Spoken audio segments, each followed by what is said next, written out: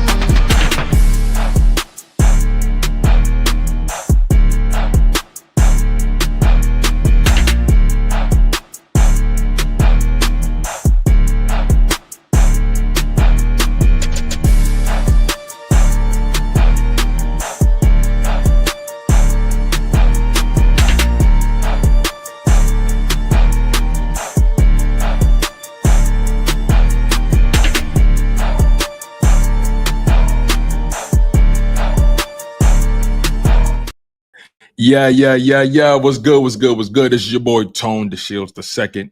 You guys are locked in on your dose, Chalk It Up Sports, where no matter if we win or if we lose, we just got to charge us to the game. It's been a while, you guys. It's been a while. I took a little time off to recalibrate, get my mind right. We haven't had our one-on-one conversation in a long time, have we? It's been about a week. It's been about a week and some change since we've had our one-on-one. We reconvened on Sunday. Shout out to my man, Coach Marcus from Pro Fan Talk. We locked in on Sunday. Make sure you guys go check out that playback on either the Pro Fan Talk YouTube channel or the Chalk It Up Sports YouTube channel. It's right there for you guys to take a gander at. But it's been about a week since we've had our one-on-one conversations like we normally do. We typically try to have these about 3 to 4 times out of the week. That's the goal. And, the offseason is slowly beginning to come to a close. We're still midway through July. Training camp is approaching quickly. And as the offseason does, narratives start to fly. People take advantage of every opportunity to engagement farming. People are bored.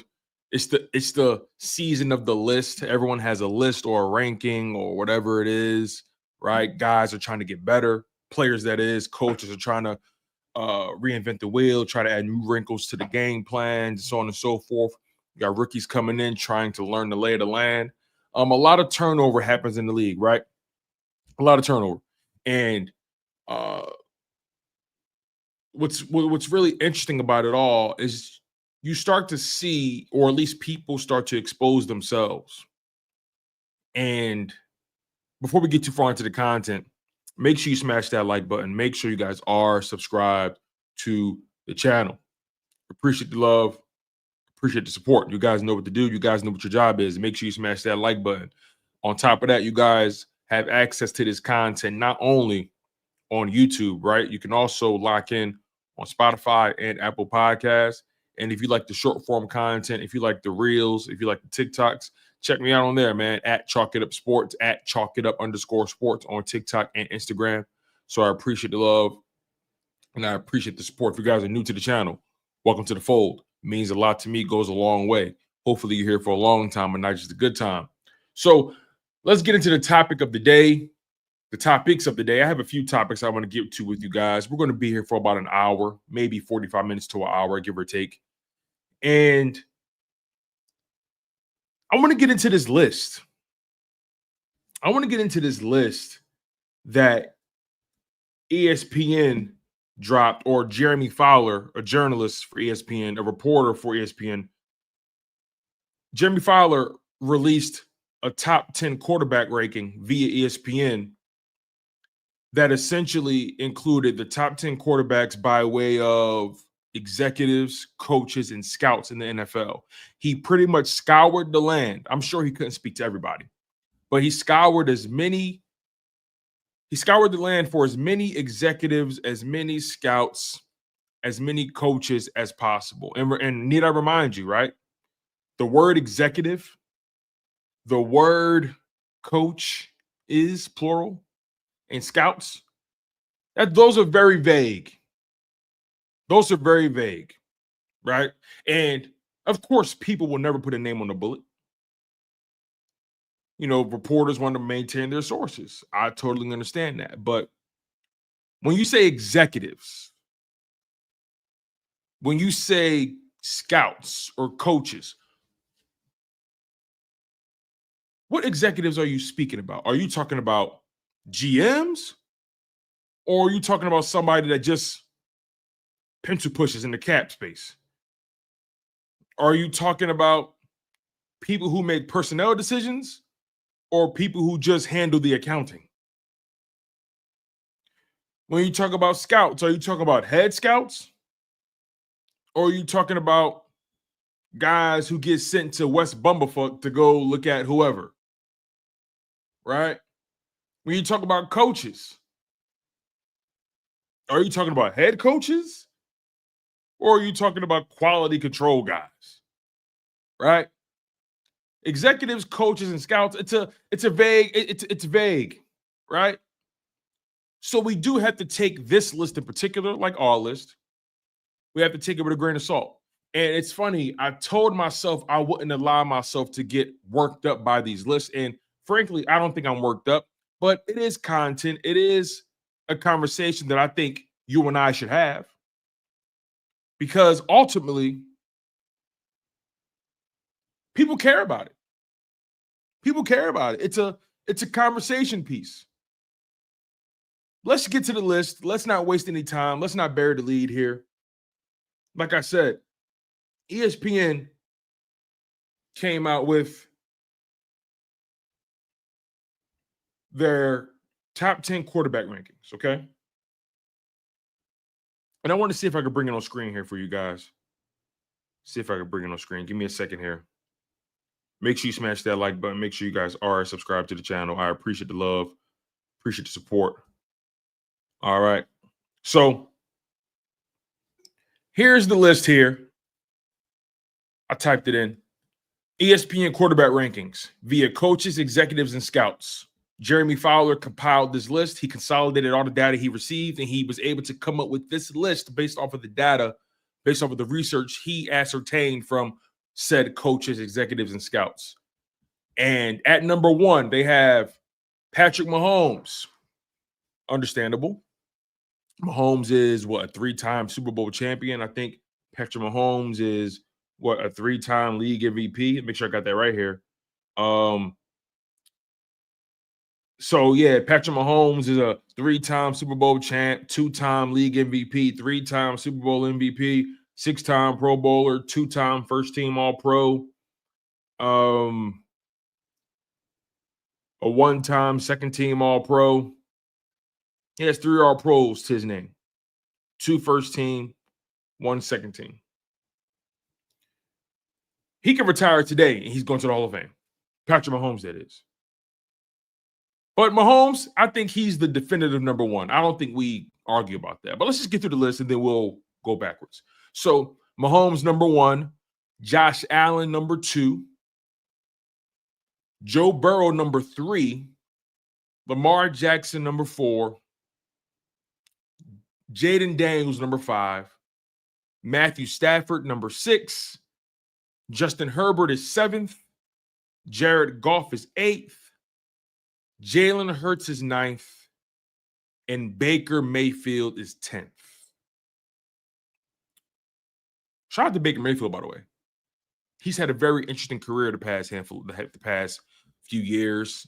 He got did dirty by Cleveland, and he's revitalized himself. He's revitalized his career. You know, people thought he would fall into obscurity when he got traded to the Rams, and people thought he would just be a bridge quarterback, and he's become somebody the Buccaneers believe they can win with. But obviously, we're here for the tea. We're here because Jalen Hurts, the franchise quarterback for the Philadelphia Eagles, two-time All-Pro. I'm sorry, two-time Pro Bowler, excuse me. Two-time Pro Bowler, one-time second-team All-Pro, recent Super Bowl champion, Super Bowl 59 champion to be specific, Super Bowl 59 MVP, Burt Bell Award winner, Jalen Hurts. He was voted as the 9th best quarterback in the NFL, according to coaches, executives, and scouts that spoke to Jeremy Fowler from ESPN. And I got to be honest, this is a crock of shit. And we're not gonna act like this list means more than any other list. We're not gonna act like this list is the end all be all. We're not gonna sit here and try to pretend like their word is law. We're just going to discuss this because it's what's being talked about right now. Like I mentioned, shout out to Baker Mayfield.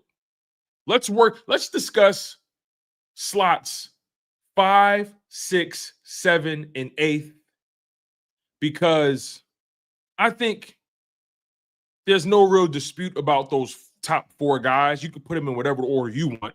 I know there are people there are people who prefer Allen over Mahomes. There are some people who prefer Jackson over Burrow, Burrow over Allen, Burrow over Jackson, Allen over Jackson, Jackson over Mahomes. Listen, those top 4 guys, from a pure talent perspective, it's no real debate as far as where you want to put them, right? But my real problem is the fact that Jalen Hurts is 9th when he's arguably the most accomplished quarterback on this list outside of Patrick Mahomes. Obviously, Lamar Jackson is a 2-time league MVP. Josh Allen is a 1-time MVP. I think Lamar Jackson has some all-pros under his belt as well. Let me make sure I got that right here. Make sure I got this thing exactly the way it's supposed to be discussed. Josh Allen is a 1-time MVP, 2-time second-team All-Pro, 3-time Pro Bowler. Also won the Most Improved Player of the Year by the Pro Football Writers Association. Joe Burrow is a 2-time Comeback Player of the Year and 2-time Pro Bowler. Lamar Jackson is a 2-time league MVP, 3-time first-team All-Pro, 4-time Pro Bowler, 2-time Burt Bell Award winner. Dak Prescott, but he's not even on this list. Sorry, you guys. I got ahead of myself. He's not even on this list. Excuse me. Yeah, so, and Patrick Mahomes, his resume is not to be disputed.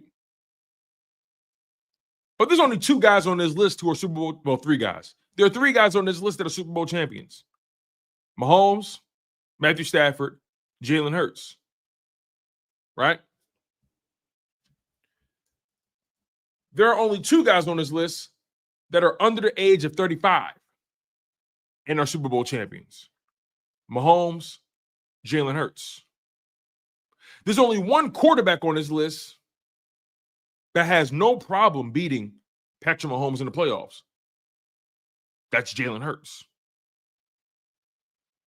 Right? There's only 1 quarterback from the 2020 draft class that has a Super Bowl and a Super Bowl MVP. That's Jalen Hurts. Need I remind you, Justin Herbert, Joe Burrow, Jordan Love, Tua Tagovailoa. They were drafted with Jalen Hurts. They were first-round picks. Jalen Hurts was a second-round pick. Also, another common denominator amongst all these quarterbacks outside of Jalen Hurts is that they're first-round picks. Mahomes, first-round pick. Allen, first round. Burrow, first round. Jackson, Daniels, Stafford, Herbert, Goff, Mayfield, first-round picks. Jalen Hurts is the only second-round pick in this list. And we've spoken about this many times, on many occasions, that if Jalen Hurts was a first-round pick, they'll be waxing poetic about his greatness. But because they receive you how they met you, they don't want to give him his flowers. They have to find a reason why he isn't as good as he is. They have to find a way to discredit the man because he doesn't or didn't live up to the expectations they set for him. A lot of people thought Jalen Hurts will only be a backup quarterback in this league. A lot of these guys, a lot of these prognosticators, they thought that Jalen Hurts wouldn't even make it in the league. They thought he would be better served changing his position. What was the quarterback that changed his position to wide receiver? I think he played for the Browns at one point. He went from quarterback to receiver. He had a 1,000-yard season. He was actually pretty good. What was his name? I think he went to Ohio State, right? What was the name of that quarterback? He went to Ohio State, went from quarterback to receiver. Terrell Pryor. Thank you, guys. Terrell Pryor. They thought he was going to be Terrell Pryor. Granted, Terrell Pryor, I think he had like a 1,000-yard season once in his career. Terrell Pryor. Let me see if I got this right here. Terrell Pryor. Yeah. He transitioned to wide receiver in 2016, and he had a 1,000-yard season, and he couldn't really replicate that, unfortunately. Nonetheless,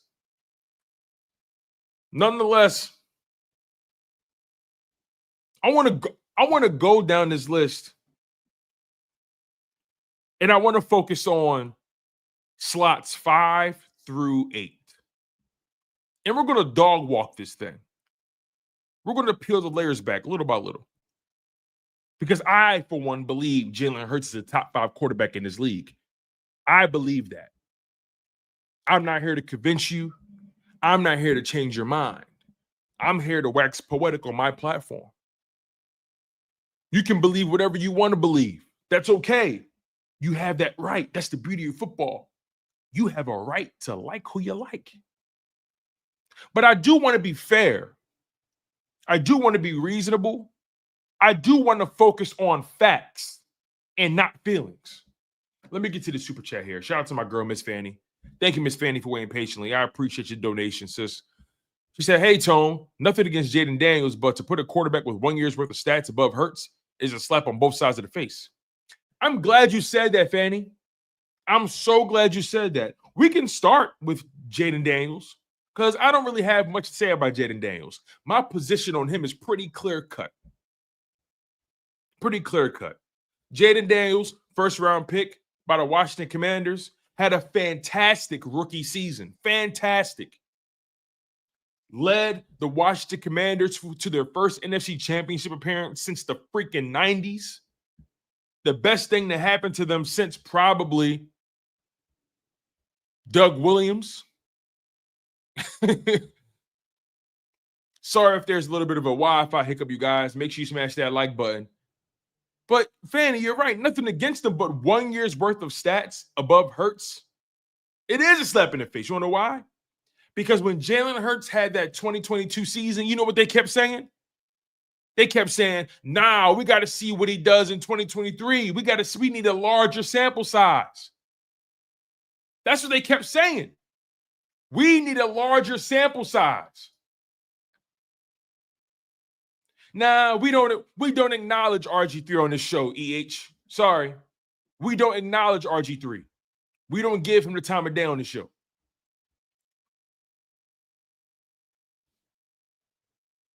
They give so much credit to Jayden Daniels for making it to the NFC Championship his rookie year, having, the stats he did and having the production he did, being the engine of that offense. They give so much credit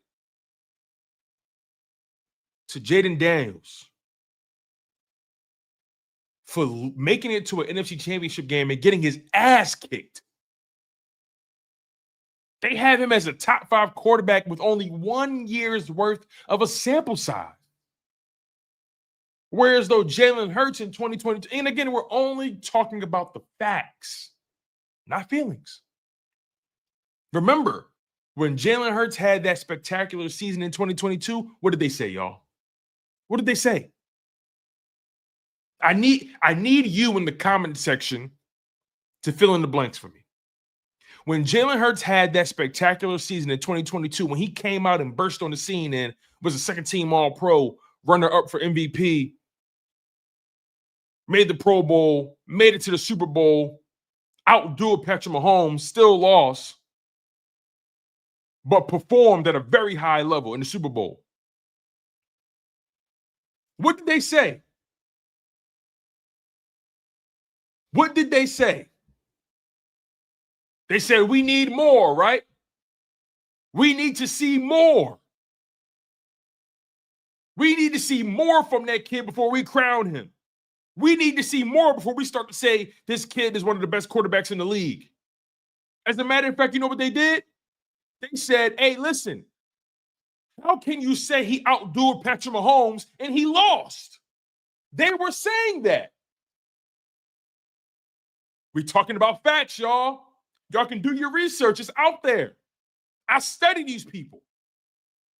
They said, how can you, and I quote, they said definitively, how can you say Jalen Hurts outdueled Patrick Mahomes and he lost? They said that. Now, you had some people that had eyes and said, come on, he outplayed him. He played better than him. He was way more productive than him, but he lost. So to the victor goes the spoils. To the victor goes the spoils. History is written by the survivors, not by the dead. So, you mean to tell me Jayden Daniels was all of a sudden the top 5 quarterback? Granted, had a fantastic rookie season. The crazy thing about it is I like Jayden Daniels. And I hate discrediting this brother just to prove a point. But we got to be honest about the things we say, and we got to be held accountable for the things we say. We cannot turn on these microphones and think that people are not going to pull your car. You can't. I got a responsibility that when I say something on this microphone, I got to be held accountable. And if I'm wrong, I gotta eat that. And if I'm right, I gotta stand on that, whatever it is. There's nothing wrong with changing your mind. I don't think no one is above or should be exempt from changing their mind. It's okay. But we do got to hold people accountable for what they say. For what they say. So again, my position on Jayden Daniels is, brother, you need to do more, in my opinion, before I consider you a top 5 quarterback. Do I think you're talented? Do I think the sky is the limit? Absolutely. I think Jayden Daniels has potential to be one of the best quarterbacks in this league. I do believe that. He has. You can see it. But he has to prove that he can sustain it. He has to prove that he can weather the storm like Jalen Hurts has. I'm talking roster turnover, coaching turnover, injuries. Either the injury happening to you or around you. He has to prove that he can weather the storm when everything doesn't go according to plan. He has to prove that he can do this over many seasons in a row.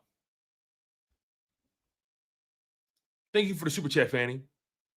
So that's my position on Jayden Daniels. He hasn't done enough for me to even put him in the top 5. Top 10? I'll roll with that. Definitely top 10. I'll roll with top 10. I can roll with that. But top 5? Nah, I'm not buying that. Let's move on to number 6, Matthew Stafford. And before I do so, let me read my man Alex's super chat. Thank you, Alex. I really do appreciate your donation, man. You and Fanny donate to the show all the time, you guys, and I'm just grateful for that. It means a lot to me. It really does mean a lot to me, man. Alex with the $4.99 super chat says, Jalen's record against Mahomes, Allen, Burrow, Lamar, and Jayden Daniels and Matthew Stafford is 11-3. Really 11-2 because of the concussion versus Washington. And 2 of his L's was versus Pat. Jalen Hurts is 2-2 versus Patrick Mahomes. 2-2. 2-2. They each beat each other in the regular season, and they each beat each other in the Super Bowl. In my opinion, that's the rivalry we need to talk about in sports. But they don't want to do that, though. They don't want to give Jalen the flowers, though. They don't want Jalen to be Mahomes' rival. They wanted to be Josh Allen. They wanted to be Burrow, Lamar Jackson, right? As a matter of fact, let me see something.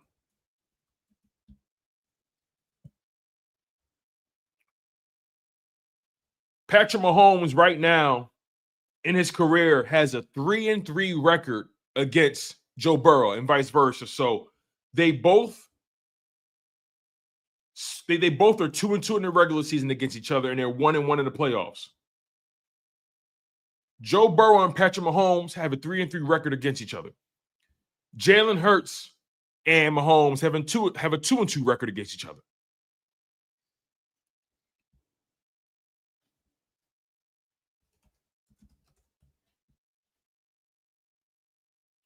Patrick Mahomes has a 3-0 playoff record against Josh Allen in the playoffs. Meanwhile, Josh Allen has a regular season record of 4-1 against Mahomes. So overall, in their 7 meetings, the series is split 4-3 in favor of the Chiefs. So Mahomes is 4-3 against Josh Allen. Josh Allen is 3-4 against Mahomes. Let's do Lamar Jackson. Mahomes has a winning record against Lamar Jackson with a 4-1 advantage. Lamar Jackson, and by the way, that includes regular season and playoffs. Lamar Jackson is 1-4 against Patrick Mahomes. 1-4. So Lamar Jackson is 1-4 against Mahomes. Josh Allen is 3-4. Joe Burrow's 3-3. And Jalen Hurts is 2-2. It appears to me that Joe Burrow and Jalen Hurts are the only ones that know how to really go toe-to-toe with Mahomes on a consistent basis, or at least when it matters most. Anyway, I digress. Thank you for the super chat. Alex, let's get back to the list. Next up, we've talked about Jayden Daniels. Let's get to Matthew Stafford. And before I start to dissect Matthew Stafford, I want to say that I actually am a fan of Matthew Stafford. I like Matthew Stafford's game. I like his approach. I think Matthew Stafford is the man. You know, he's an OG in the game, battling injuries on the back end of the career. I think Matthew Stafford is one of the best throwers we've seen. But we're not just talking about throwing; we're talking about quarterbacking, and that's another thing with these lists, man. That's another thing about these lists. Sure, can you find quarterbacks that probably throw or have better mechanics than Hurts? Maybe, sure. You know, can you find quarterbacks that probably throw further than Hurts? Sure. A stronger arm. They're taller. They're bigger. Can you find quarterbacks that probably check more of those physical, tangible boxes? I'm sure you can. But quarterbacking goes beyond just how far you can throw a football over the mountains. Shout out to my man, Uncle Rico. Football goes beyond just how talented you are. The quarterback position has so much more nuance and detail than just how strong a man's arm is, how pretty a ball he throws, how tall he is, how dreamy he is. The quarterback position is significantly more nuanced than what people would like to make it. But it's okay, though. It's okay, because we're going to take our time here.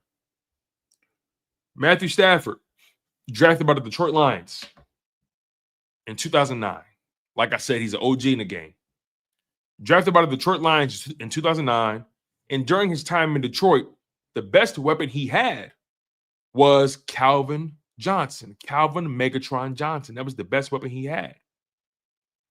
And, you know, as talented as Stafford was and is,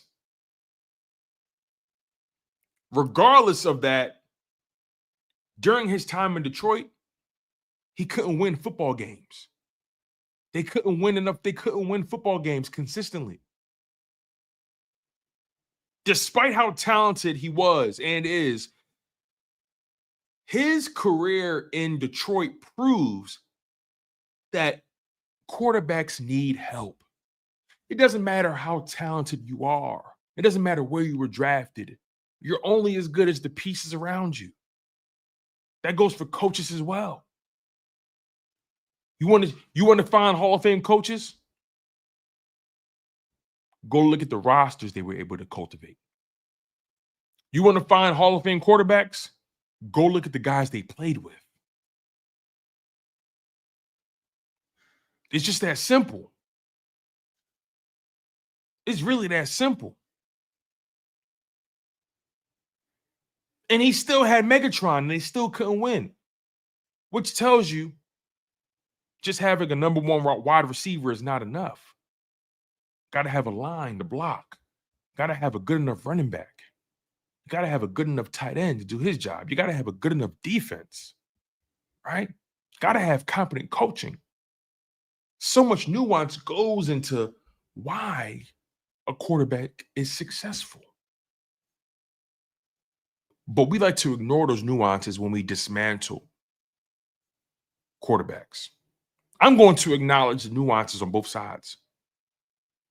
Like I said, despite his talent level, the results in Detroit indicated he needed help. He was a career loser. Matthew Stafford, that is. He was a career loser. And I promise you guys, I really don't, internally, I don't care about these lists anymore. Internally, I really don't. But I have a responsibility to you to discuss what goes on in sports media, NFL media, and Eagles media in particular. I have a responsibility to you guys to show up and provide my commentary. That's how I look at it. So, like personally, I'm done trying to validate Jalen Hurts to people in the outside world. I don't need to argue with anybody. My guy is a Super Bowl champion. He's a Super Bowl MVP. He's an All-Pro. He's a Pro Bowler. He's a Burt Bell Award winner. I personally could care less how people view Hurts these days. The results are the results. This is a results-based business. They can have all these lists they want. What are the results? But again, I have a responsibility to you guys to show up and address some of these things. That's how I look at it. So back to Matthew Stafford. He was a career loser. Before being traded to the Los Angeles Rams, where they had plenty of weapons. Let me revisit that depth chart from the 2021 Rams. Let's not get beside ourselves here. Okay? The 2021 Rams, and we're going to look at their roster when playoff time came. Let's look at their roster in January. Let's do that. Let's do January. Let's start there. So, Matthew Stafford gets traded to the Los Angeles Rams after suffering from mediocrity for several seasons with the Detroit Lions. He goes there, and Cooper Kupp is having one of the most spectacular seasons we've seen from a wide receiver. He was a Triple Crown winner, which means receptions, yards, and touchdowns. And on this roster, I also see not only Cooper Kupp, I see Van Jefferson, who was a really good number 3 receiver, Odell Beckham Jr., who got traded there, I think, mid-season and was super productive for them. On the offensive line, they had Andrew Whitworth, David Edwards, Brian Allen, Austin Corbett, and Rob Havenstein. At tight end, they had Tyler Higbee. At running back, they had Sony Michel and Cam Akers.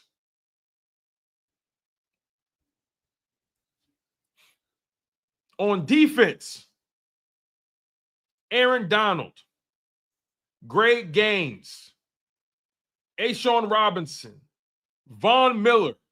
At linebacker, they had Leonard Floyd, Troy Reeder. They had a defense. They had a pretty good defense, but obviously they were known for the defensive line. You know, Donald and they had Leonard Floyd and again Von Miller. Like Matthew Stafford didn't see success until he got to Los Angeles, where he not only had a roster, they also had Jalen Ramsey. I forgot about that. They also had Jalen Ramsey at corner. Jordan Fuller at safety. Oh, my God.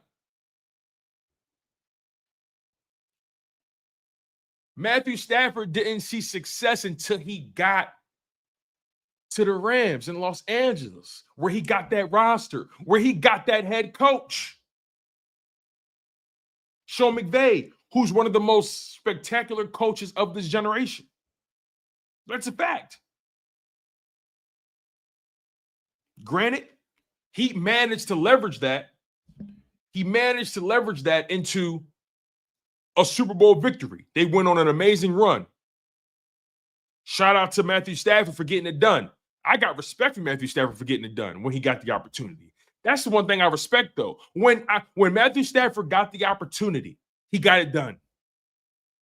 So I don't want to spend too much time killing Matthew Stafford because I like Matthew Stafford. But throughout his career, no All-Pros, has only been a Pro Bowler twice in his 16-year career, has a career playoff record of 5-5, has a career regular season record of 108, 113, and 1. So he has a losing career record. He has a losing career regular season record. And if you want to combine the playoffs and the regular season, he has a career win-loss record of 500. No, I take that back. He has a career losing record, Matthew Stafford. For his career, he's 113, 118, and 1. But again, I like Matthew Stafford. I don't want to dog him because when Matthew Stafford really didn't have nothing in Detroit. They didn't know how to build rosters. It was him. It was Matthew Stafford and Megatron. and nobody else. Let's call it what it is. He put up numbers, but they weren't winning. The moment he got the opportunity with the coach that knew what he was doing and a competent roster, he got it done. So I respect Matthew Stafford.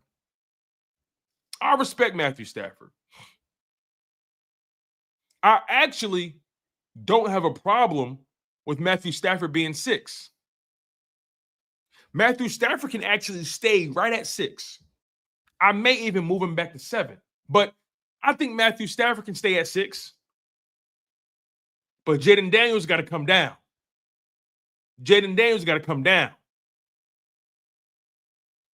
Let's transition to somebody that I really don't understand the love this guy gets. Let's transition to the 7th ranked quarterback, according to ESPN. Let's transition to Justin Herbert. Make sure you guys smash that like button. Make sure you guys are subscribed. Let me read these super chats real quick before we get too far ahead. Shout out to my main Chaotic Green with the $5 super chat. Thank you, my friend. I really do appreciate your donation and your investment. It means a lot. He says, I like Matthew Stafford, but he throws a lot of potential interceptions that don't get caught. He got away with 2 or 3 dropped interceptions against us. That's a fact. He got away with some. And the only reason they got dropped is because of the weather.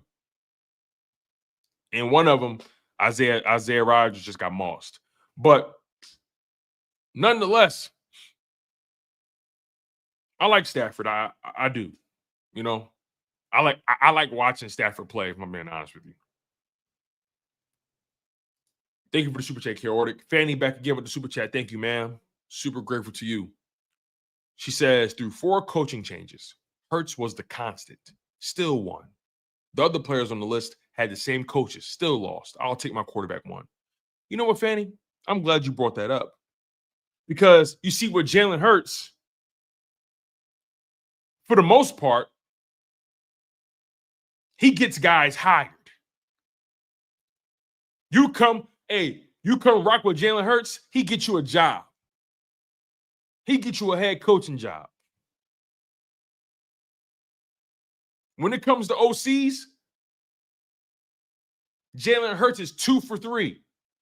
He got 2 coaches. He got 2 coaches a head coaching job, and Brian Johnson got fired, and he got, I guess you'll say, demoted or a lateral move with the Washington Commanders. I think he's their pass game coordinator or something like that. I think. But for the most part, primarily, you come rock with Jalen Hurts, you're getting a promotion, you're getting a head coaching job. You feel what I'm saying? That's the vibe. That's the type of time Jalen Hurts is on. Now, when you get to Justin Herbert, Goldilocks, when you get to Justin Herbert, the great white hope, when you get to Justin Herbert, pretty boy, he gets you fired. Justin Herbert, as talented as he is, Justin Herbert will get you fired. He will get you fired. Let's get into it with Justin Herbert, because for Justin Herbert to be ahead of Jalen Hurts is completely asinine to me. People love to say, if you put Justin Herbert on that Eagles roster, I think he would be a significantly better quarterback. Well, hold on. We just can't ignore the intangibles of this game. And it's so convenient for people to do that. Justin Herbert is not a winner. He can't close games. He's a choke artist.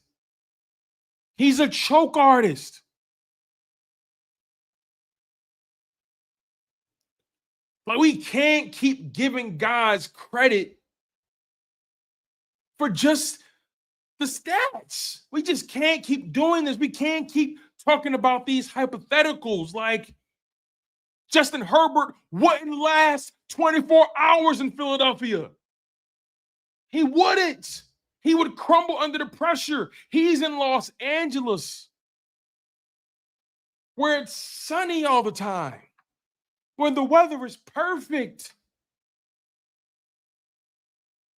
And he folds under pressure all the time.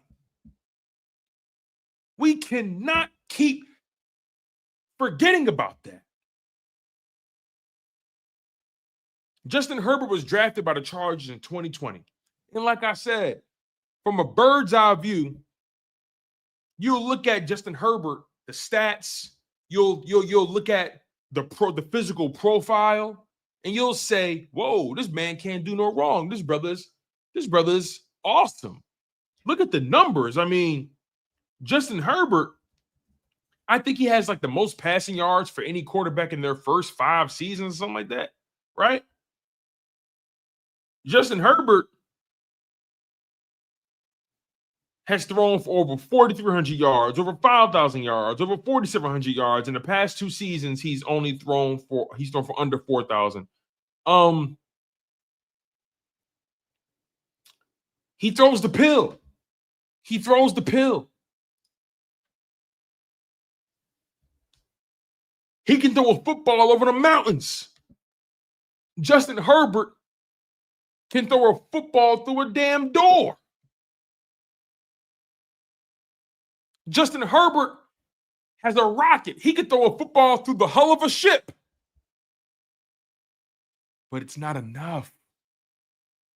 When your team needs you to step up, when they need you to be the guy, when they need you to protect the football, when they need you to manage the game, to keep it within striking distance, he can't do that.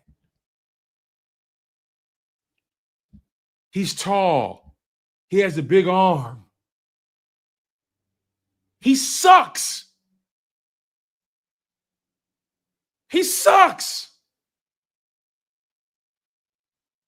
All that talent, and look what he does in the playoffs. He barely even gets there for one. Let's move through this. Justin Herbert, first-round pick in 2020 by the Chargers. He's been through 3 head coaches, Anthony Lynn, Brandon Staley, and now Jim Harbaugh, who's the current head coach. He's been through 4 offensive coordinators, Shane Steichen, Joe Lombardi, who they tried to blame, Kellen Moore, who they tried to blame, who we won the Super Bowl with. That's the ultimate indictment. That's the ultimate indictment on Justin Herbert. Jalen Hurts won the Super Bowl with the offensive coordinator you tried to blame for your failures. Come on, man. I'm going to get to all y'all super chats, y'all. Trust me. I'm going to get to all y'all super chats. Let me just get through this soliloquy, you guys. Trust me. I will get to all your super chats. I promise you. Thank you for the donations, man. It means a lot. But we got to be honest about this. We got to keep it player.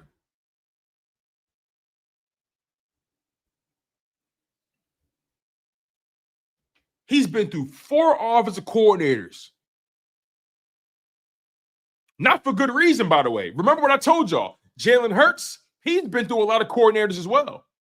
But the difference is you fuck with Jalen Hurts, he getting you hired. You deal with Justin Herbert, he's getting you fired. That's the facts. That's not my feelings.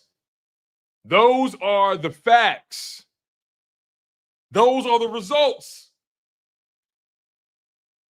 Jalen Hurts, your quarterback, you get it. You get a promotion.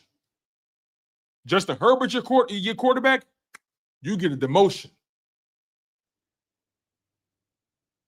Those are the results. But you know what they want to say? They want to say Justin Herbert has never had the rosters Jalen Hurts has had. He's never had the talent Jalen Hurts has had. It's just always been him. Always been him. He's had poor coaching. Hold on, wait. Y'all the same people that like to call Nick Sirianni a doof. By y'all standard, Nick Sirianni is a terrible coach. And the Eagles shouldn't be winning. But we wanna handle Justin Herbert with kid gloves. Justin Herbert's been in the league for 5 seasons. He's entering year 6. He's been in the league for 5 years. He's only made the playoffs twice. He has a career regular season record of 41-38. He's barely over 500. All that talent they talk about, he's barely over 500. And he has an 0-2 record in the playoffs. They had a 27-0 point lead against the Jacksonville Jaguars. And he allowed Trevor Lawrence and that team to come back and beat them. Despicable and pitiful. This recent playoff run, Justin Herbert and the Chargers, I think they were favored in that game. Let me double check this. Let me see if I can look this up. Let me see if I can find the line.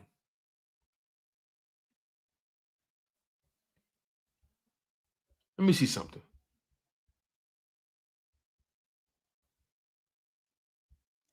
Where is it? Okay. Where was the line? What was the line? Oh, where is it?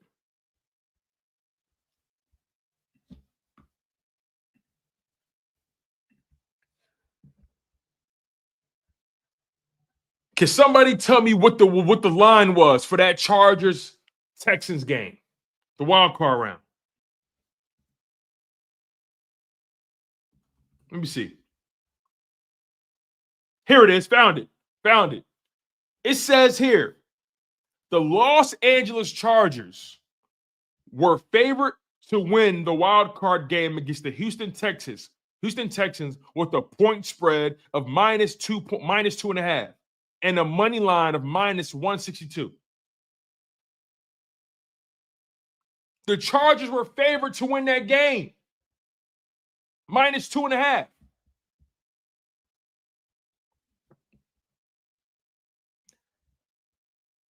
Let me see if I can find the Jags odds.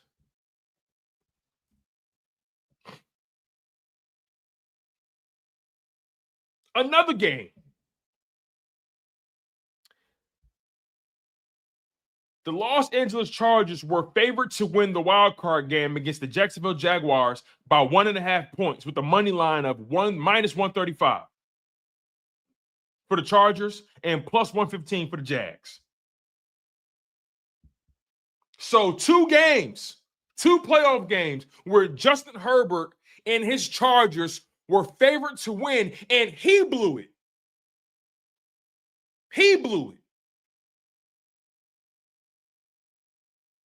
You see, just that Chargers defense against the Jags held them to 0 points going into halftime. And that offense put up 27 points. 27 points. The Chargers were up 27-0. What was the score when Jalen Hurts went into halftime in the Super Bowl against Patrick Mahomes? What was the score? It was 24-0, right? Or 17-0? Can somebody refresh my memory? What was the score going into halftime in the most recent Super Bowl? Can somebody refresh my memory? What was the score going into halftime? Eagles Chiefs Super Bowl 59. 24-0. Thank you, Dank Yang. Thank you, Dank. Thank you, Bang Eagles Bang. Thank you. 24-0. So Justin Herbert had a 27-point lead on the Jaguars in the wild card round, 27-0. Jalen Hurts had a 24-0 point lead against the Chiefs in the Super Bowl.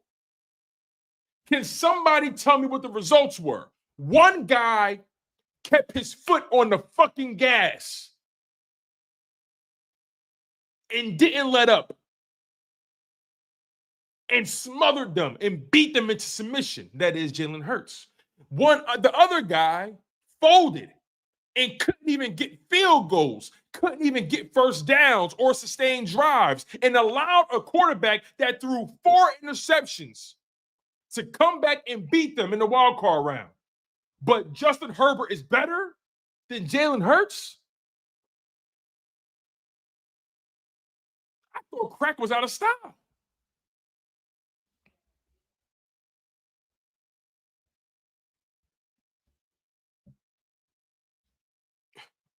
Justin Herbert has a career. This is Justin Herbert's career playoff stats. This is Justin Herbert's career playoff stats here. He's only played in 2 playoff games, and he's lost both of them. In the playoffs, Justin Herbert has a 52% completion percentage, has thrown for 515 total yards, 2 passing touchdowns, 4 interceptions, averages 6.9 yards per attempt, and has a 60.7 passer rating.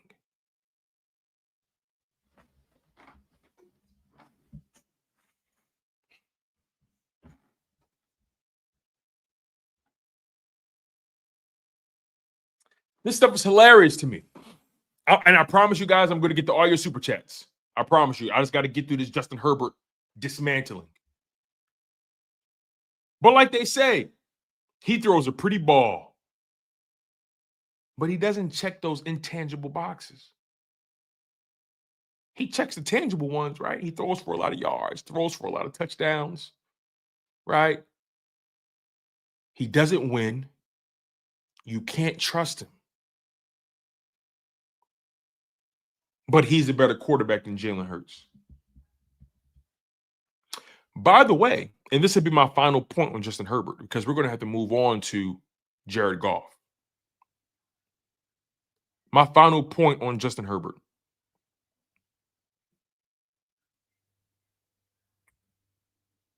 Despite all the gaudy numbers that he puts up, despite all those yards and touchdowns he threw for in his career, you know what Jim Harbaugh did when he got to Los Angeles? And Jim Harbaugh, watch that young man, he will get you fired.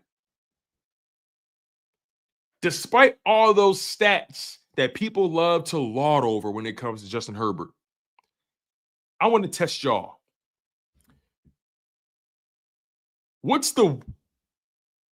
Despite all those stats, what was one of the most significant changes to the Chargers when Jim Harbaugh got there? What do you guys think it was? Think about it. Think about Justin Herbert, what he's done in his career. When Jim Harbaugh got there, what was the number one thing he changed about that team? Ding, ding, ding, ding, ding, ding, ding, ding, ding. KGK, fresh and clean. Anthony Jett, Dank Yang, Sweet Chin Music, Snips T, Yoshiawa, you're nailing it. You nailed it. You nailed it.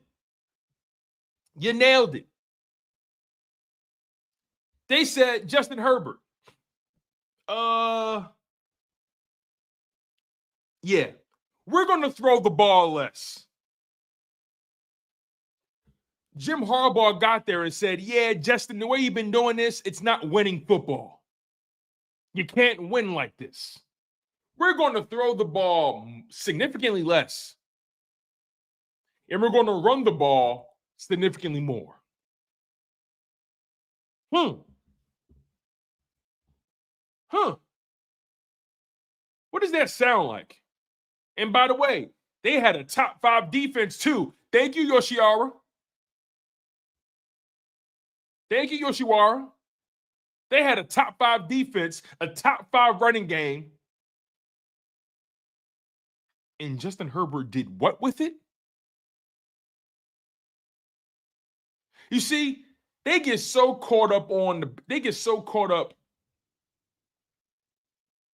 of the name on the back of the jersey.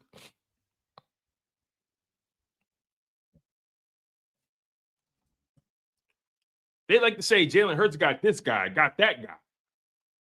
The Chargers The Chargers were ranked second in scoring defense. Let's keep it going. The Chargers were ranked second in scoring defense.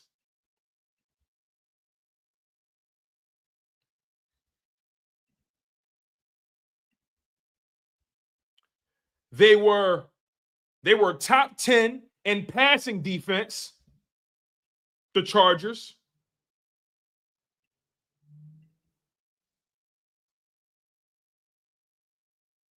And they were 14th. They were top 15. They were 14th in run defense.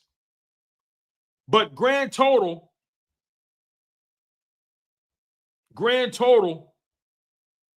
the Chargers had the 11th best defense. That's pretty good. It's not bad. That's not bad. That's a good defense. The 11th best defense, that's pretty good. That's pretty good. The Eagles had the number one scoring defense in 2024.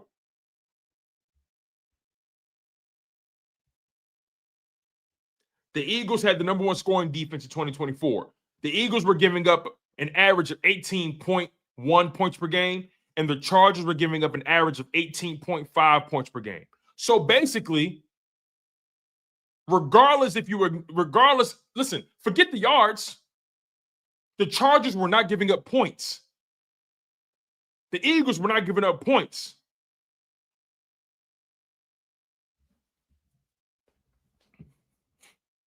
But I'm supposed to look at Justin Herbert as some kind of savior. Jim Harbaugh said, we're taking the ball out of your hands and we're going to lean on our running game more. Can somebody name a quarterback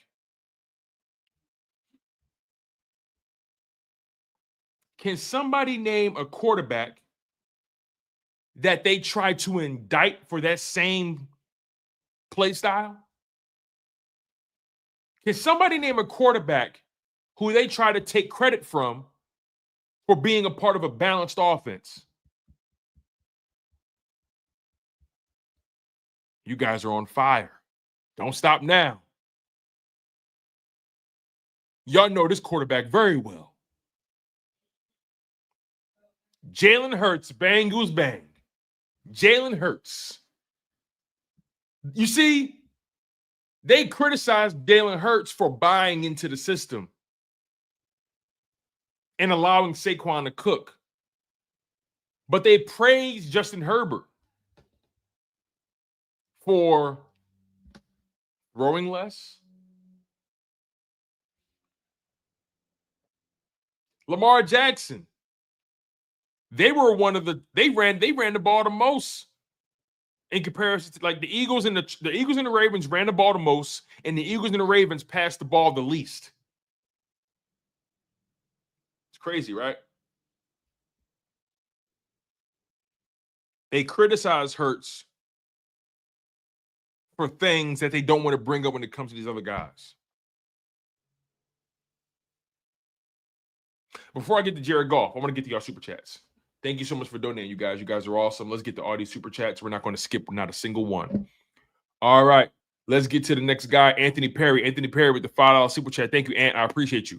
He says, just finished watching the pivot with CJGJ. He really didn't want to leave Philly. And he's going to be here at the ring ceremony to apologize to the team. Yeah, man, I watched that interview as soon as it came out, man. We're going to talk about that a little bit before I get out of here. I'm gonna try to get through this stuff as quickly as possible. I want to try to address that with you guys. Make sure you smash that like button. I appreciate it. It was a really good interview. Alex with the super chat. Thank you, man. He says, I don't know how true this quote is, but Fred Warner said Jalen Hurts is the type of guy you want to play with or never face at all. That's a good. I saw it. You're not the only one that saw that. I saw that somewhere as well. Alex. So I think he did say that. I think he did. All right. Trent Thomas with the super chat. Thank you, Trent. I really do appreciate you, man. Thank you. He says, what's up, Tone? It seems as though these teams think meeting expectations is then greater exceeding expectations. It was greater than exceeding expectations. Shaking my head. They can have that. Yo, facts. I'll read that again, man. I kind of butchered it. Trent Thomas says, what's up, Tone? It seems as though these teams think meeting expectations is greater than exceeding expectations.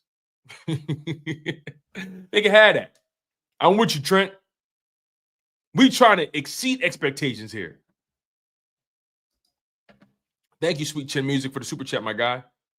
He says, the way the media looks for ways to disparage Jalen Hurts' accomplishments needs to be studied and investigated. Yeah, man, I agree 100%. They're not even hiding it anymore. Even Darren Orlovsky, he went back to the dark side. I knew it wasn't going to last long. You know, he gave Jalen Hurts all that credit after the Super Bowl. He got his new ESPN contract, and you know what it said? It said, in the fine print, make sure you keep Jalen Hurts under your fucking thumb. I don't know if y'all know this. Darren Orlovsky just signed a new deal. He just signed a new deal with ESPN. Before that deal was signed, after that Super Bowl, he gave Jalen Hurts all the respect in the world. He said, I got to change the way I evaluate Jalen Hurts. I got to give this man more respect. The moment he signed that new ESPN contract, back to business as usual. Back to business as usual. Listen, Dano, I respect your football acumen, but I understand ESPN made it worth your while. ESPN made it worth your while. I can't get mad at that, man. Hey, do you, big dog? Let's get to these other super chats. K.O. the Green, thank you, my man, back again. He says Justin Herbert's publicist getting mad over time, I swear. Yo, man, it's crazy. It's crazy, bro. It's nuts. William Johnson with the $20 super chat. Hey, Will. Billy Johnson, my man Will. Thank you, Will. I really do appreciate you for the super chat, man. It means a lot to me. He says, what's up, Tone? The media's hypocrisy with this Jalen Hurts situation is beyond human limits of disingenuous behavior. I'm at a loss of words at how far they'll go to discredit this brother. Dog. They know that as Eagles fans, they know we're going to react to it. It is what it is, man. I'm done trying to prove Jalen Hurts' worth to people. Again, I want to make it very clear. The only reason I'm addressing this list is because I owe it to you guys to give my perspective on things that happen in the sports world, in the NFL world, in the Eagles world. I owe it to you guys to do that.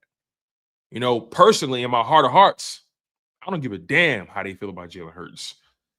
All I see is Super Bowl MVP. I see Super Bowl champion. I see All-Pro. I see Pro Bowler. I see Burt Bell Award winner. I see a quarterback with a 46-20 regular season record and a quarterback with a 6-3 playoff record.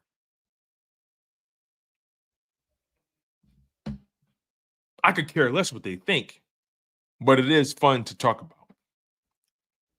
It gives me an opportunity to remind these bozos that the quarterbacks they love so much, they don't lead to the desired results. It's just that simple. Thank you for the super chat, William. And my man Trent Thomas, thank you for the super chat, Trent. He says the NFL players that have played with and against Jalen know that he's like that. We should be talking, or we should be taking the players list more seriously than this one. No, I feel you on that 100%. I feel you on that 100%. I got more respect for the NFL top 100 than I do any of these other lists personally. Because these guys, they play. They gotta execute. They gotta deal with these guys. Listen, I respect their football opinion more than anybody else's. I feel you, Trent. All right. We're almost finished with this quarterback rankings BS. Jared Goff. Let's bring him back down to earth. Let's bring him back down to earth real quick. Because Jared Goff, another guy who gets all this credit. Remember, Jared Goff, first-round pick. I think he was drafted first overall. Jared Goff was drafted first overall.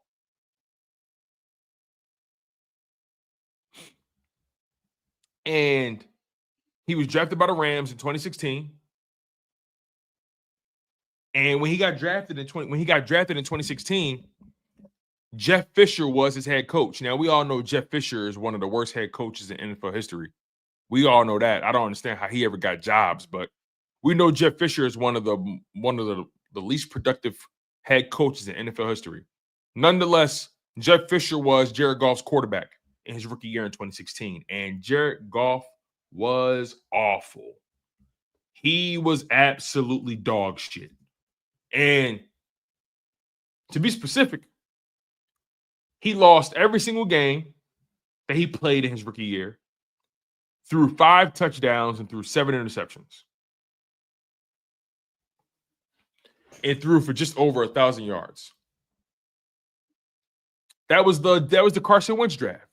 Shout out to my man Joey Shakes, man. I appreciate you, big dog. Thank you for the love, man. Always good to see you, Joey.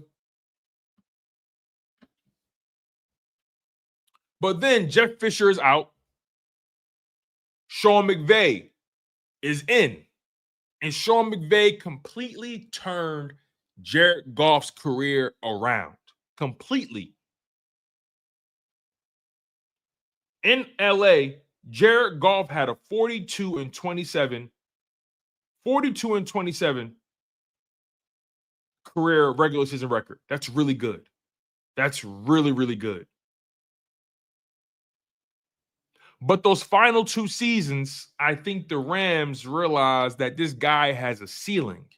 And if we're going to get to where we want to get to, we need to drop this guy into the dust. Remember, Jared Goff made it to a Super Bowl in 2018. He made it to the Super Bowl. And they lost. As a matter of fact, when you look at Jared Goff's playoff production, he's awful. Jared Goff is awful in the playoffs when you put it all together. He's not that good.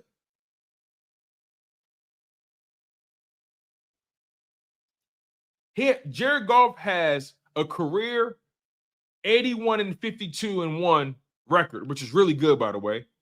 He has a 39-25-1 record with Detroit and a 42-27 regular season record with the Rams. He is 4-5 in the playoffs. And in the playoffs, he has a career 61% completion percentage. He's thrown for over 2,400 yards. He's thrown for 9 touchdowns and 5 interceptions. Guess what? During that Super Bowl run, in 2018, when they lost to the Patriots, y'all want to know what Jared Goff's playoff stats were that year? When they made it to the Super Bowl, Jared Goff went 2-1. Remember, they had the number 1 seed. They were 2-1. He only completed 55% of his passes. Threw for 712 yards, 1 passing touchdown, 2 interceptions.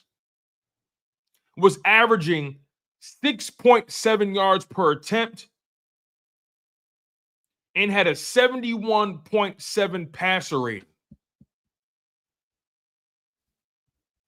No wonder Sean McVay and the Rams said, we need to go get Matthew Stafford. No wonder. But then Jared Goff gets traded to Detroit. And guess who's there waiting for him? Ben Johnson. One of the hottest names on the head coaching circuit.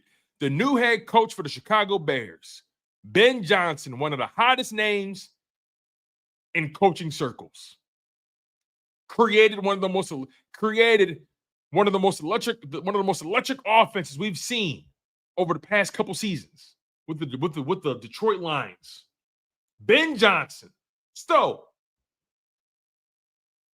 Jared Goff, he was coached under Sean McVay, and he had Ben Johnson as his offensive coordinator in Detroit. He also plays with Amon-Ra St. Brown, Jahmyr Gibbs, Jameson Williams, David Montgomery, Sam Laporta, Penny Sewell, and that massive offensive line, Aiden Hutchinson, Aleem McNeil, Brian Branch, and Kirby Joseph. What are we talking about here?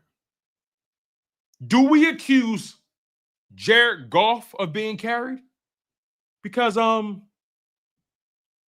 whenever he's had to put the team on his back, whenever he's had to make the plays, he couldn't get it done. Couldn't get it done. Jared Goff had an opportunity to get to the Super Bowl. He lost in the NFC Championship game to the San Francisco 49ers, blew a 17-point lead in the divisional round, got smoked by a rookie quarterback and a mediocre Commanders team. He threw 4 interceptions. Am I tripping when I say that? He threw 3 interceptions, and I think he fumbled once, right?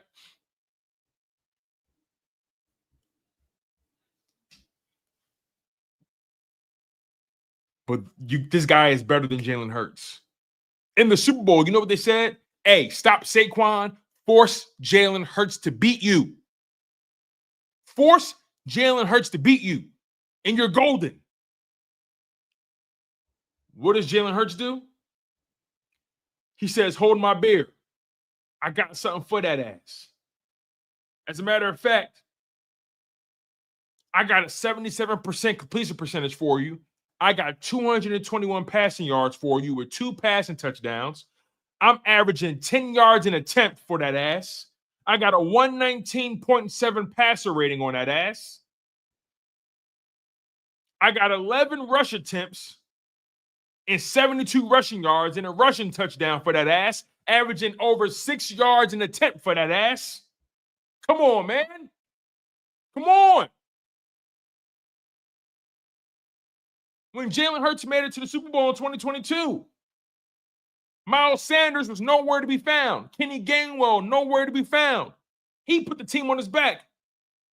A 71% completion percentage for you, 300 passing yards, 3 total touchdowns, 1 passing, 3 rushing, averaging 8 yards an attempt, 15 rush attempts, 70 rushing yards, averaging almost 5 yards an attempt. Come on now. And Jared Goff had prime Todd Gurley. I forgot about that, Alex. I forgot about that.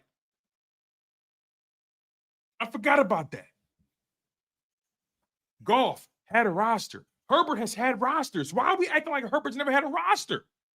He played with Keenan Allen, Mike Williams on defense, Derwin James, right? Who else they had? Bosa, and he had oh my God. Why are we acting like Justin Herbert has never had rosters? Why are we acting like Jared Goff has never had rosters? Like, what are we doing here? We're crucifying Jalen Hurts for playing with talent. You got to work harder than that. Man. So, yeah, man, I'm over these lists. I'm over it, man. Jalen Hurts is a top 5 quarterback in this league. Pick the order however you want to see it, man. I'm taking Jalen Hurts to win me a football game over anybody. All the chips on the table, I got to win that game. I'm taking Jalen Hurts. Every time you think he can't, he does. Every time you think he won't, he will.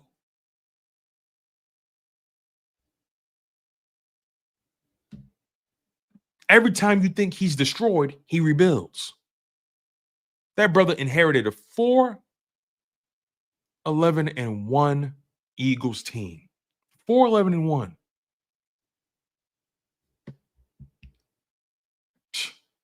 You got to be kidding me, man.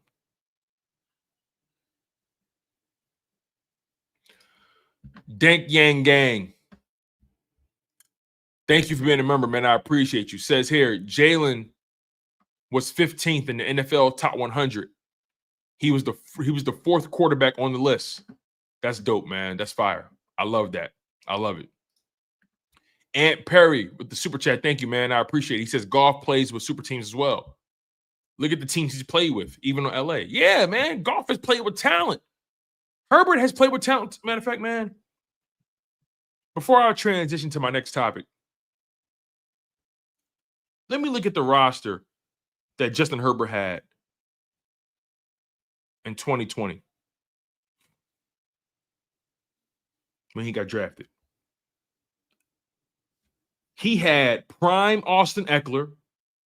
He had Hunter Henry when he was the hottest thing moving at tight end. Remember Hunter Henry when Hunter Henry was cooking? He had Austin Eckler at running back who was killing. He had Hunter Henry at tight end. He had Keenan Allen at wide receiver, Mike Williams. On defense, Joey Bosa had Linval Joseph, had Kaiser White, Kenneth Murray, had Casey Hayward, Desmond King. He played with he played with talent. Let's go to the 2021 roster. Let's do that. 2021. Justin Herbert, 2021 roster. His second season.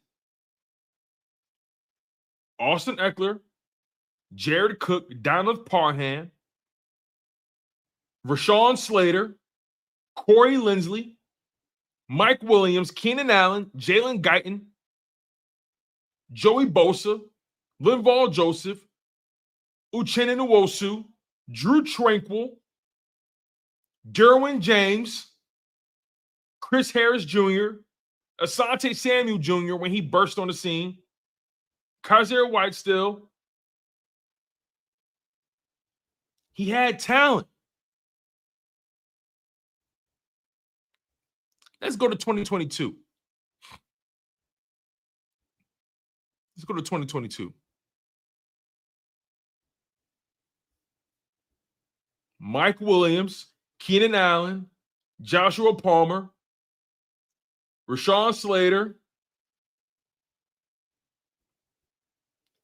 Austin Eckler, Corey Linsley on the offensive line. Had Sebastian Joseph Day at nose tackle, Austin Johnson, Kyle Van Noy, Drew Tranquil, Khalil Mack, Joey Bosa, Asante Samuel Jr., Derwin James. Come on, man. Stop it. We got to stop it. Let's go to 2023.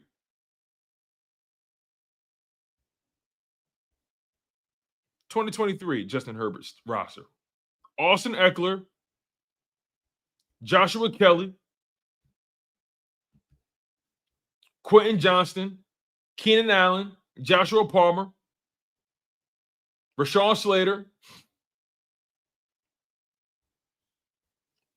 Joey Bosa, Derwin James, Asante Samuel, Eric Kendricks, Tuli Tuipulotu, Khalil Mack. Come on, bro. Come on, bro. We got to stop, man. We got to stop. 2024. Lab McConkey, Quentin Johnston, Joshua Palmer, Rashawn Slater, Zion Johnson, Joe Alt, Hayden Hurst at tight end, J.K. Dobbins and Gus Edwards at running back, Joey Bosa, Khalil Mack, Asante Samuel Jr., Derwin James. Who else? Morgan Fox. Come on, man. Denzel Perriman. Come on, man. Bud Dupree. Look, y'all, at this point, y'all get it. We ain't gonna spend too much time on this, man. It is what it is. We know they picking and choosing at the end of the day. Let's move on to my next topic, okay? My final topic is my next topic. My next topic is my final topic because we're about to get out of here in a little bit. I want to talk to you guys about the CJGJ interview. Chauncey Gardner-Johnson was on the pivot, and man, he laid it all out there, man. He addressed everything. He addressed the accusation of putting a hit on Malik Neighbors. He addressed where things went wrong with the Eagles. He addressed, his conflicts with Slay. He addressed everything, man. He addressed everything. He claimed that he had a bad rap since coming to the league when he got drafted to the Saints. He was like, I never got in trouble in college, never had any off the field issues. I never had I don't have a criminal record. And he was like, when I got to New Orleans, I kind of walked into a situation where they were already considered the bad guy. New Orleans was already considered the bad guy at that time. And they asked him directly, why do you think the Eagles moved on from you? His exact words were, they're scared of a competitor. And one of his biggest problems was he felt like he couldn't win for losing. He feels like he felt like at one breath they wanted him to be the guy he is, and in another breath they wanted him to tone it down. And he just felt like he was constantly being caught between a rock and a hard place. He didn't know which version of him they needed him to be. Do you need me to be a leader? Do you want me to be the guy that I am? Do you want me to be more calm? He just had a hard time trying to balance what they needed from him. That's his perspective. He said you can't program a dog to be a dog and then get mad when he's a dog. I understand that, and I respect that, and I receive that.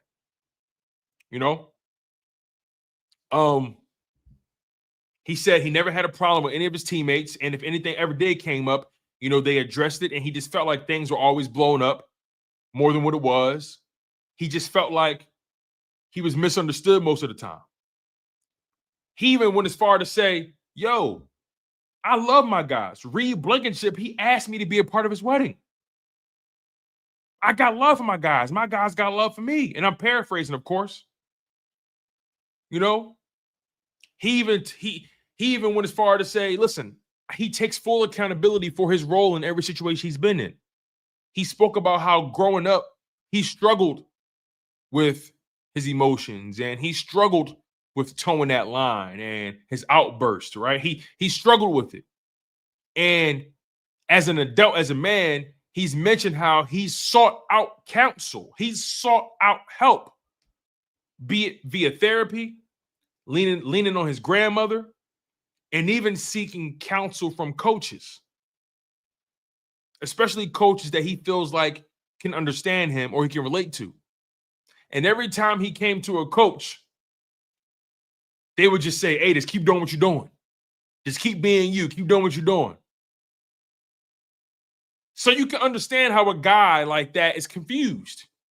One breath, you want me to keep doing what I'm doing and be me. The second breath is, or the next breath, you're saying, okay, I'm too much. I'm uncontrollable. But overall, he mentioned how he doesn't have any beef with his teammates. He doesn't have any animosity, any beef with Slay. He still calls Slay big bro.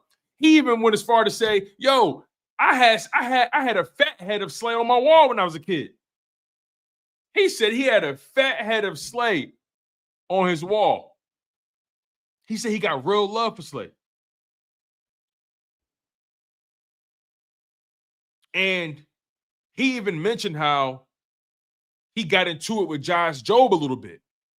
He said Josh Jobe basically ran to Slay and cried to him saying that he was trying to bully him. Josh Jobe ran to Slay saying Chauncey Gardner-Johnson was bullying him in the weight room. CJ was talking to Ryan Clark, Shannon Crowder, Fred Johnson. I'm sorry, Fred Taylor, excuse me. And he was like, listen, we all know when we're in the weight room, the rookies pick up the weights. We know this. Ryan Clark was like, yeah, they all was like, yeah. In the weight room, the rookies pick up the weights. Now, I've never been in the NFL locker room, but clearly Ryan Clark, Fred Taylor, Shannon Crowder, clearly they knew what he was talking about when he said that. But, he said the music was loud and, I don't know if Josh Jobe misunderstood me, but he said, but I told us, he said, hey, yo, Rook, make sure you put the weights back when you finish. Make sure you put the weights back. And Josh Jobe ran the sleigh, bitching the sleigh. And Slay approached CJ, I guess, trying to gain clarity. And CJ was like, oh, big bro, it wasn't even like that. It wasn't even like that. And it became a bigger situation than what it was.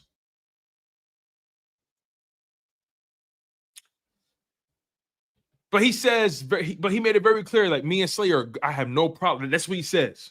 That's what he said. He said, I have no problem with Slay. We are good.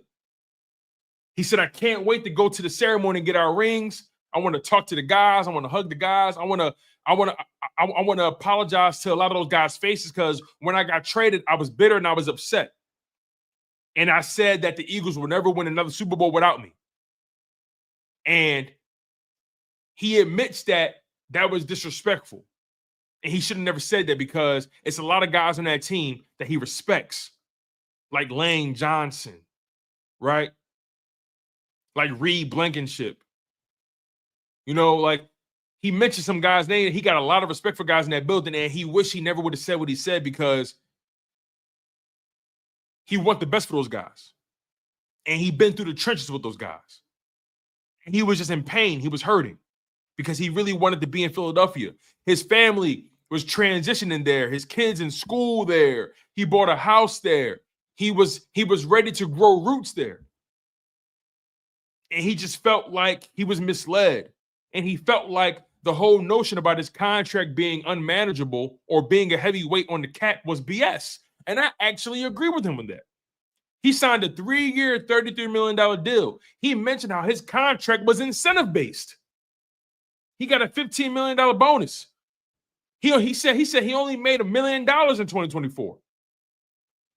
He got a lot of his money up front, and a lot of his contract was incentive-based.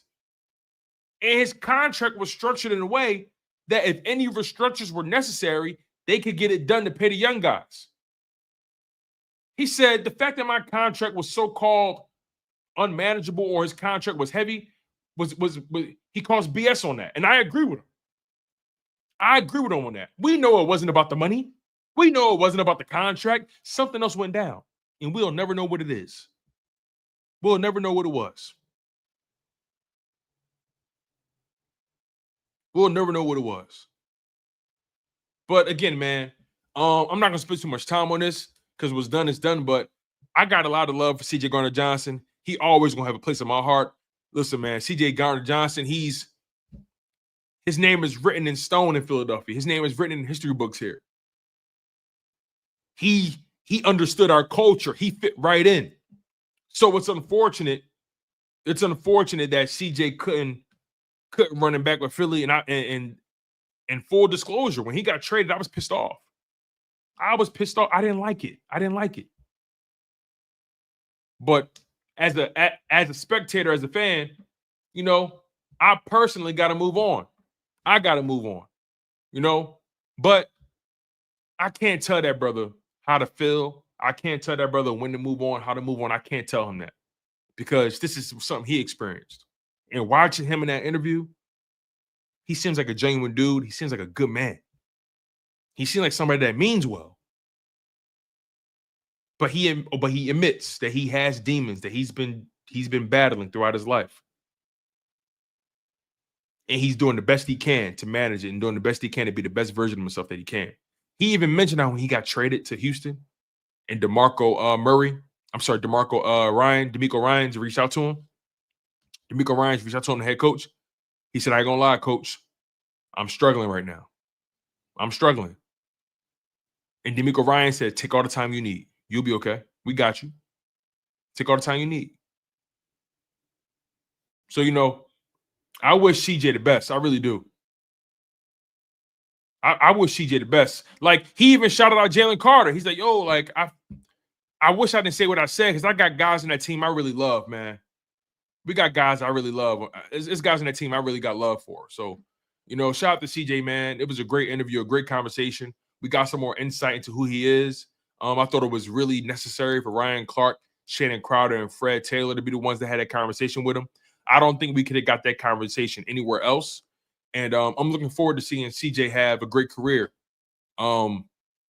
with the Houston Texans, man. They got a good one. They got a good one, man. And I'll leave it at that, you guys. Let me finish out this last super chat here. My man Aunt Perry, he says, not going to apologize for Howie doing his job. F the dumb shit these critics on. Goofy ass. No, I feel you, Aunt. I feel you on that, bro. It's nutty, but it is what it is, man. It is what it is. I appreciate all you guys for locking in on the show. Make sure you guys smash that like button before you get out of here. It means a lot to me. It goes a long way. I am eternally grateful for you guys for just supporting me, supporting the channel, and always showing up when I show out. And it's straight like that, you guys. I've been your humble host, Tone DeShields II, and you guys have been locked in on Chalk It Up Sports, where no matter if we win or if we lose, we just got to charge it to the game.